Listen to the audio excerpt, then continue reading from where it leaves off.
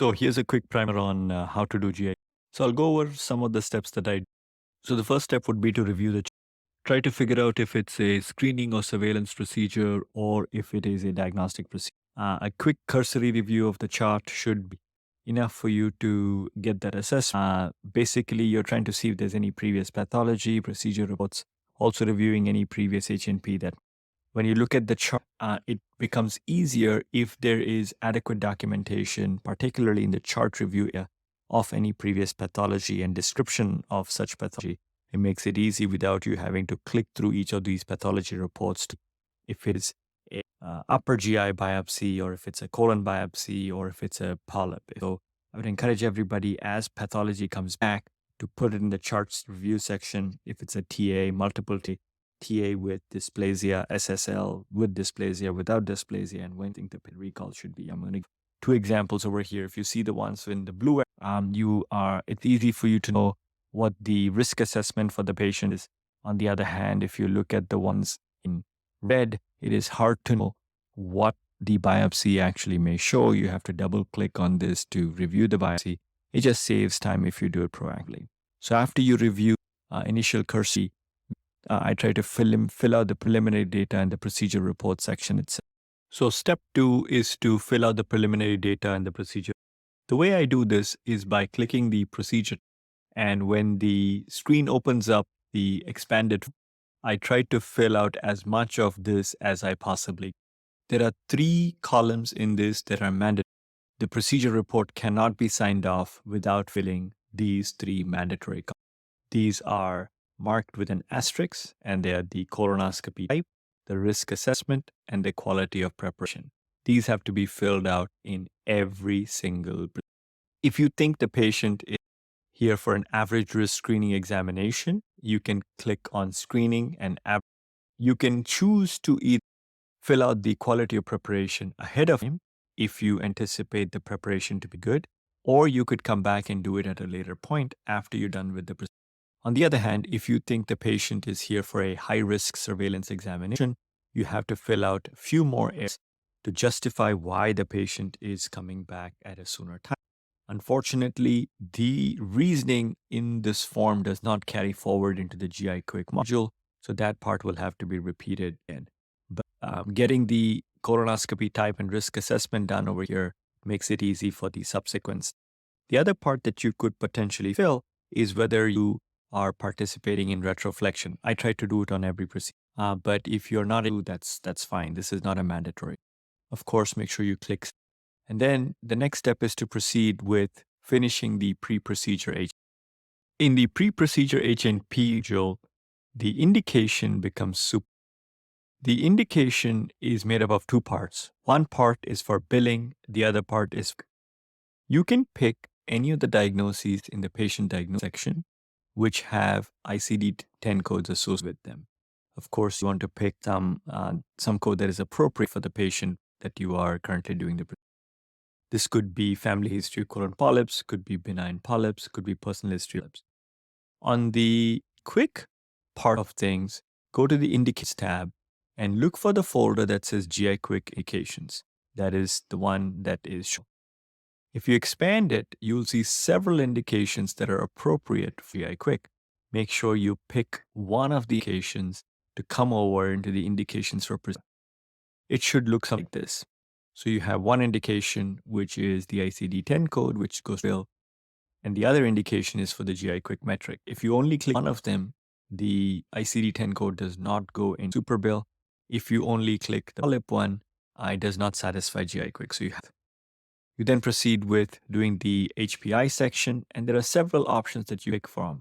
If the patient has been seen in the office before, you could, of course, just double click on the HPI on the bottom right corner, and that will make a note. Alternatively, you could pick any of these preset templates over here and add it to your favorites by just right-click. Make sure that they come over to the HPI section. Make sure you finish the physical exam. The date, the time has to be filled. Make sure you check the prior to anesthesia box, and if there are any changes to physical exam, you can of course make those changes, otherwise hit normal. You then want to sign the pre-procedure. The next step would be to review the pre-procedure GIQUIC. The way you can do that is by clicking the two wrench, the down arrow over, and clicking GI. This brings up this form that needs to be. This is the pre-procedure part.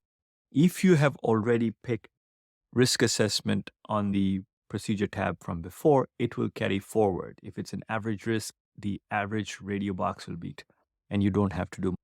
Average risk is defined as someone who is here for a first-time student, is here for their first 10-year exam, but they've never had adenomas or SSL, or it could be any subsequent continued screening examination. Doesn't have to be the first 10 years. If they have no family history of colon cancer or polyps, that would be appropriate for someone who is considered average. A diagnostic colonoscopy, you also have to make a risk assessment on, even though it doesn't count technically towards the ADR part, but they are measuring on diagnostic procedures. If they've had polyps before, make them high risk. If they've never had polyps before, make them average. On the other hand, if you pick high risk, you have to give a reason why you think the patient is considered high risk from a colon cancer risk perspective. If you have not filled or signed the H&P from the previous step, this box will show up. This is another indication for you to say, go ahead and fill out the H&P. If you've already signed off, this box disappears. So on the risk assessment, if you pick average, you don't have to do anything more. If you pick high, you have to pick from one of the indications to justify. You could pick either someone with a family history of colon cancer, personal history of colon polyps, whichever is appropriate for them. If you know the details on whether there are more adenomas, if it's advanced neoplasm, please make sure you fill this out appropriately and hit. In this example, I'm showing someone who's had a history of adenoma in the past, who's had a history of cell-ulcerated lesions in the. If you know more details, you can click on the specific piece of the personal history as well. You don't have to click the no's. If there are any that are there for yes, you click on those and hit save. After you put the checks on the colonoscopy level, dependent on pathology, you can either go back to GIQUIC same way and put other, or just wait for the biopsies to come back. Either. Now, after the biopsies come back, you want to go back and finish the last part quick. Let's say you've done the report, you can go directly from the pathology tab instead of having to go through the procedure tab like previously discussed. This is another way it takes you back to the same. Again, hit the down arrow on tools and go into GIQUIC, and you can fill out of it. And depending on what the results show, you pick the positive ones. If it's a hyperplastic polyp, you want to have them go back in 10, do that.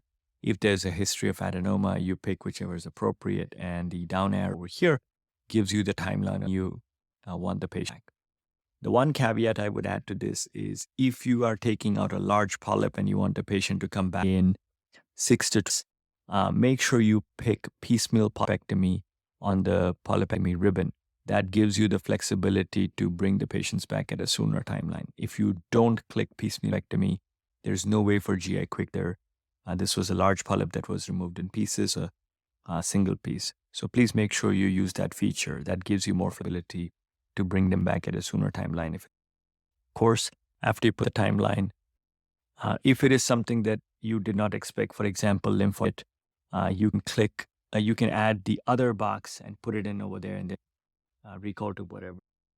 You can also, if there's a situation where you do not want the patient to come back recall, this may be someone who at the age where colonoscopy may not be appropriate, or this may be someone who is very young where they're not of screening age and you thought it was a polyp, it comes to be nothing.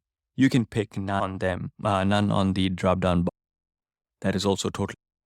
Just make sure the recall is in place and is a piece. You've did the procedure. Let's say that the patient has no polyps and it was an average risk patient. Now you want to be back in 10 years. This is the part where this immediate post-procedure GIQUIC needs to be filled. On the other hand, if they have polyps removed, you may want to wait biopsies come back. In this example, let's assume that the patient has had just hemorrhoids and otherwise exam was normal, and you are getting 10-year recall. Now, there are some macros that you can use that make your life easy. All of the macros are available by dragging the bar all the way to the down part, and then you will see these macros. You can again right-click and add them to your favorites up on the top. If you double-click on the colonoscopy macro, you'll get radio boxes that you can pick from for whichever is appropriate for the patient and next exam. In this case, let's say you're picking colonoscopy in 10 years indicated. That will bring the order for the 10-year exam to go directly into GIQUIC. So average risk patient, no polyps removed, 10-year exam. On the other hand, if you've taken out polyps and you want to wait biopsies to come back, you do not have to commit to a timeline at the time of the procedure itself. In fact, I would recommend that you wait till the biopsies come back so there's no confusion. There have times before when I have asked the patient to come back in 10 years or come back in 5 years because I thought it was going to be an adenoma and it turns out to be an inflammatory polyp, and then you write a letter that says come back in 10. This adds to the confusion. Polyps, then either 5 or 10 depending on their family history, and if there are polyps, wait for the biopsies to before making. So the next step is to then review GIQUIC after the path result is back. Once you review the tag where the path is sent to you, you can use the same down arrow on the tool wrench to open up GIQUIC. Alternatively, you could go into the procedure report and use this way we showed earlier to bring a GIQUIC tab. Depending on what your path shows, you're going fill out the rest of the form, which is the part where you say pathology tissue obtained, and if there's any adenomas, you fill out any adenomas depending on the number. If there are any hyperplastic, cess-ulcerated lesions, as may be appropriate for the particular case. You do not have to fill the part where it says no, but just make sure you appropriately fill the part that says yes, and then fill the time as is required for your patient. Now, the one caveat I would say is if you are taking off large polyps and you want the patient to come back, make sure you pick piecemeal polypectomy on the polypectomy, so that reflects accurately if you're bringing the patient. If you do not do that, then there can sometimes be a confusion as to why you're bringing the patient back in 6 to 12 months.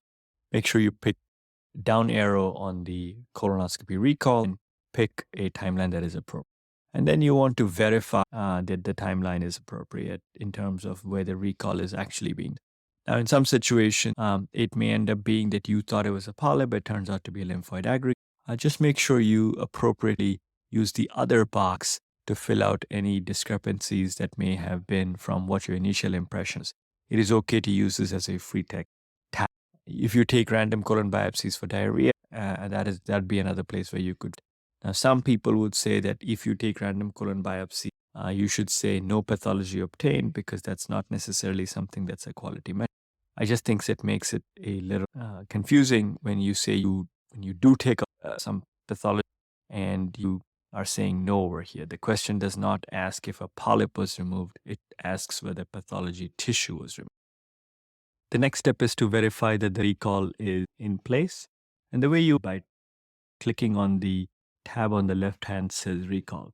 Now, this will open up all the potential recalls that the patient may include procedures, office visits, imaging, would be the case. If you see multiple recalls like this, you want to reconcile and make sure the most appropriate recall in place. You can right click on any of the inappropriate recalls and then say change date to complete valid, whichever may be the case. If it's already been done, you can post completed. If it is something that you're add new recall, you can say invalid. And ensure the correct recall is the only one that is left in place. You can do this as part of any office visit or any other encounter as well. Anytime the tab that's open, a recall on the left, you can view the recall to ensure it's appropriate. Now, if there's no recall you want to put in, on the recall tab, click on new and fill out the provider and the timeline for the recall and hit save. It'll take care of it and give you the appropriate recall. Last couple of steps left. Generate the letter. The way one would do that is by clicking new and then picking the appropriate letter. Just like the other places where you use favorites, you click 2 or 3 and right click and add them to your favorites. This way the letter or non-visit order or letter is there at your without having to scroll down. So click on letter and double click on the body of the letter, and you will find several pathology templates that you pick from one of them. They're usually fairly.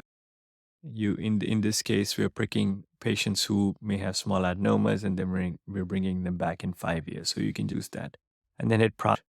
That way, the letter will be generated. We are using Clara to send secure text messages to patient about results of biopsies. I'm actually telling all my patients when I'm doing procedures that I will be sending them a text in a piece for them to review the biopsies. This cuts down on staff time and also cuts down. This is the part where I was telling you to put in the chart remark what the pathology is or summarize it. It becomes easier for future reference. I also make a small note that I created the letter, I entered the recall, and I finished GIQUIC so that everybody knows that these steps were. And then I reassign the task to GLS. And that should hopefully take care of all GIQUIC. There will be some exceptions that may pop up, but if you do these steps correctly, the exceptions should be minimal and they can be corrected proactively.